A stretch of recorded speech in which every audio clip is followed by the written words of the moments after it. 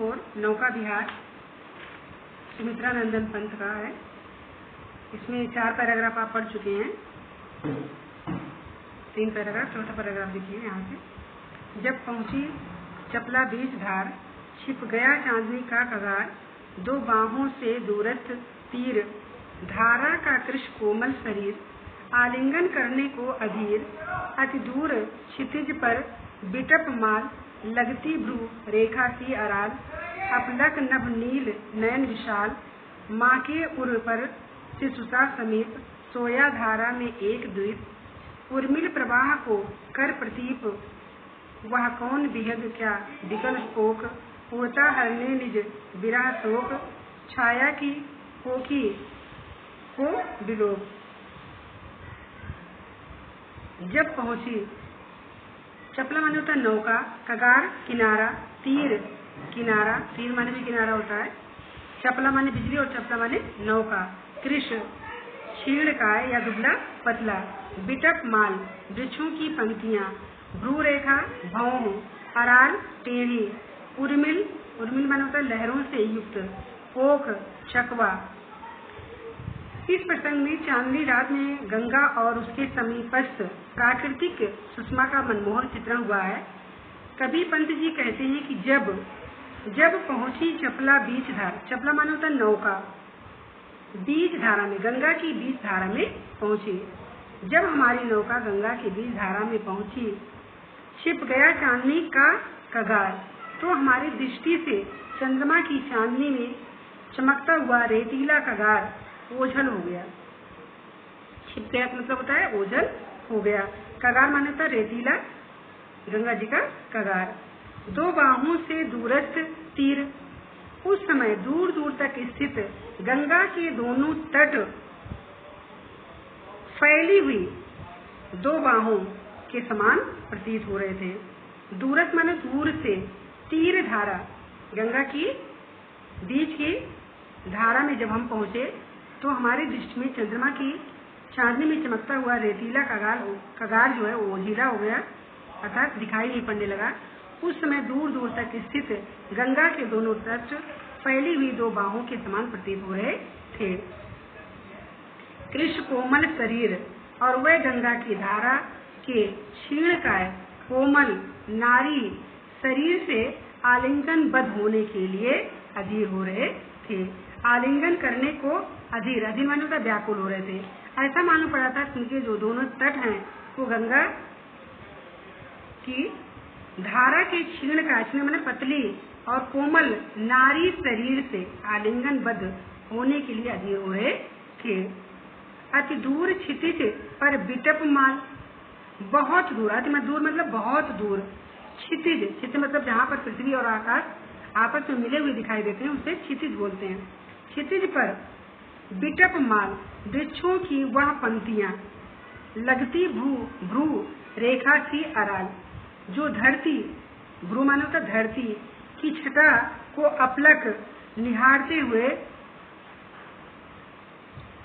आकाश के नील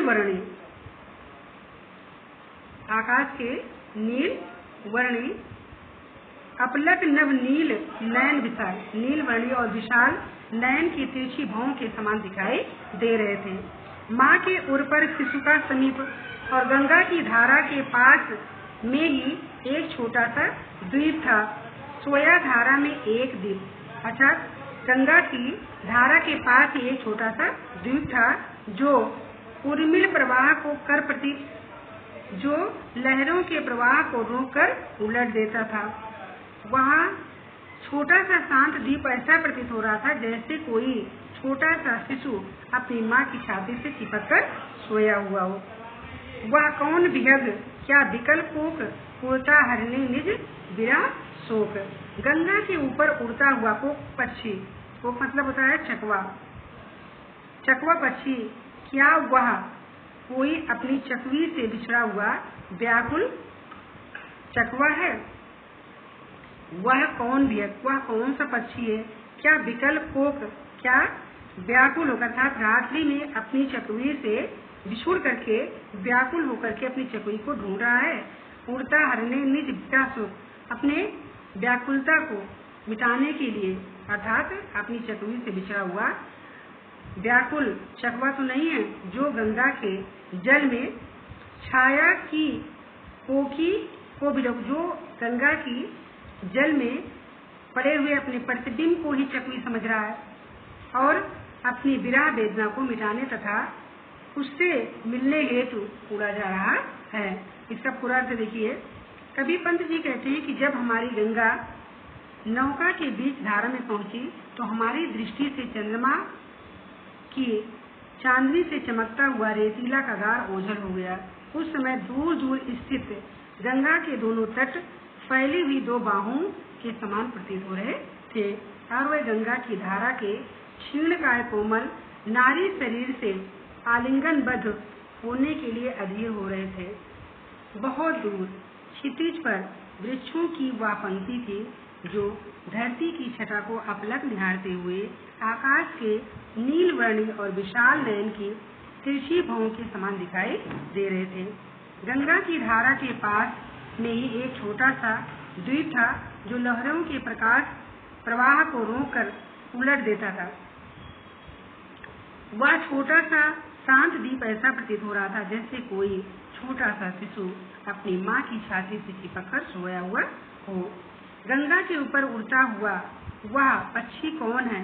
क्या वह कोई अपनी चकवी से बिछड़ा हुआ व्याकुल चकवा तो नहीं है, जो गंगा के जल में पड़े अपने प्रतिबिंब को ही चकवी समझ बैठा है और अपनी विरह वेदना को मिटाने तथा उससे मिलने हेतु उड़ा जा रहा है। काव्य सौंदर्य प्रकृति का सजीव चित्रण यहाँ पर प्रस्तुत किया गया है। भाषा संस्कृत निष्ठ खड़ी बोली, अलंकार रूपक उपमा और मानवीयकरण तथा भ्रांतिमान अलंकार है। रस शांत श्रृंगार रस और शांत रस है। शब्द शक्ति लक्षणा गुण माधुर्य और प्रसाद गुण।